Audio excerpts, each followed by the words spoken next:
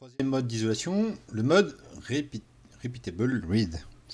Alors c'est un mode d'isolation qu'on voit plus rarement quand même, qu'on voit pas très souvent, mais c'est un phénomène qui peut arriver lors de la de données répétitives en fait, lors d'un select. Je vais vous expliquer. Donc ça peut, ce mode évite que deux lectures successives de la même donnée ne renvoient deux résultats différents.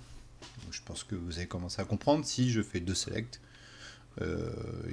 Pour éviter, pendant qu'il y a une grosse mise à jour, que ces deux selects me renvoient deux données différentes. Donc sur le simple select, sur la même table, pendant une transaction, elle peut avoir deux résultats différents, ce qui peut être embêtant. Parce que c'est ce que je viens juste de vous dire. Donc on va utiliser ce mode d'isolation pour éviter le phénomène de lecture non répétitive de données. Alors, ça c'est ce mode d'isolation qui va éviter les lectures non répétitives. On a vu qu'avant il y avait le read uncommitted, donc c'est pour ça concerne les lectures sales. Là on parle des lectures non répétitives, c'est pour ce mode d'isolation. D'accord? Donc scénario j'ai Nicolas, j'ai Bruno, toujours la même transaction. Select de Nicolas avec la valeur 1. Donc qu'est-ce qu'il a? Il a la colonne 1. Hein. Ce qui se passe à droite, c'est que son pote Bruno, il fait un gros update. Un énorme update qui peut durer plusieurs minutes. Ce qui va se passer, Nicolas, il veut refaire le même select. Donc il va changer la valeur 1 à 2, hein, Bruno. Pendant ce temps-là, Nicolas, il va refaire un nouveau select pour revérifier cette valeur. Il va repartir avec une valeur qui n'est plus là en fait. Donc ça embête Nicolas.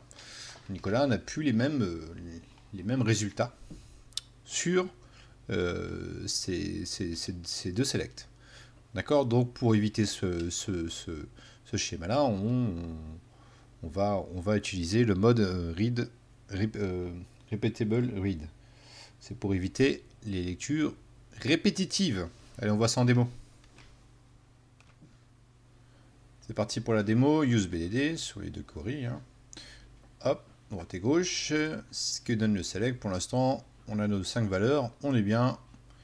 Il n'y a pas de souci. Donc, lecture deux fois sur la même donnée en mode read committed. Donc, je laisse le mode par défaut, hein, qui est le read committed, hein, comme je vous ai appris lors des précédentes sections. Donc, ce que je vais faire, je fais un big intran, je vais faire un select, je fais une attente, une pause ici de 10 secondes, je refais un select et je commit. Commit, c'est-à-dire je vais valider la transaction. Donc je vais valider la transaction que je vais lancer. Tac, je fais select. Donc je mets en read committed ici. D'accord. Si je fais un dbcc user option, on voit que je suis en read committed. Ok. Ensuite, je fais un big intran. Je fais le select, la pause, et je commit. En même temps, je lance la query 2. En read committed, on peut faire ce qu'on veut. L'update, il passe. Et on va voir que les deux selects, c'est pas les mêmes. D'accord? Ce qui s'est passé, en fait, c'est que le premier select ici était bon. Entre-temps, l'update est passé ici, à gauche. Donc j'ai modifié la valeur. Et le select, il a été modifié. Il ne retourne rien en bas. D'accord? Donc là, on a été victime de... l'update, en fait, n'a pas été locké. Hein. Le mode repeatable read, c'est pas facile à dire, hein, va permettre, en fait, d'éviter ce phénomène. Je vais changer le mode d'isolation. On va voir qu'ici, on a changé repeatable read.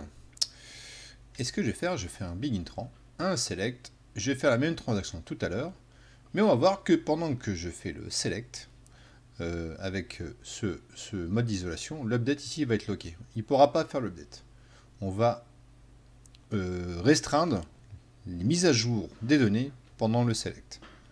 D'accord. Je vous l'avoue, c'est un cas assez rare, mais c'est pour que vous preniez conscience qu'on peut le faire. D'accord. C'est un mode d'isolation qu'on va... Moi perso, je l'ai vu assez rarement. Donc, je fais l'update, je fais le select, pardon, je fais l'update et on voit que l'update à gauche est complètement locké. Là, on voit qu'il n'y a pas une ligne retournée. Là, on peut rien faire. Et une fois que le select sera fini, boum, vous voyez que la ligne est affectée. Et on voit que les selects sont identiques. On n'a pas été victime de lecture répétitive. Ok, donc c'est le mode repeatable read. Je l'ai fait en anglais, là je l'ai bien fait.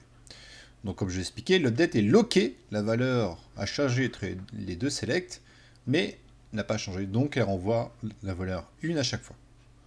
Voilà, donc il faut voir vraiment le cas où vous pouvez avoir ce phénomène, hein. Si vous voulez faire plusieurs selects sur une table et pas être embêté par les mises à jour, vous pouvez penser à ce mode d'isolation qui peut loquer les updates lors de lecture sur une table. Ça existe. Ok, allez, on passe au mode d'isolation suivant.